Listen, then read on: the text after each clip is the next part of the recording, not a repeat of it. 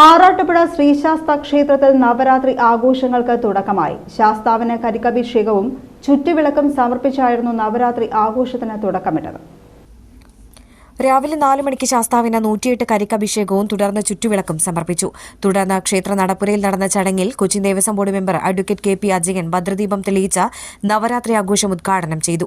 Peruvanam Kuttan Marar commissioner SR Udayakumar, deputy commissioner K Sunil Kartha, Peruvanam Satheesan Marar, Arattupura Devaswom officer U Anilkumar, Arattupuzha ക്ഷേത്ര ഉപദേശക സമിതി president Manoj Mangalath, secretary P Manoj, vice president K Muraleedharan, joint secretary K Sajeev, auditor Dileep Kumar, Arattupuzha Pooram coordinator M Rajendran, ഭക്തജനങ്ങൾ എന്നിവർ ചടങ്ങിൽ സംബന്ധിച്ചു.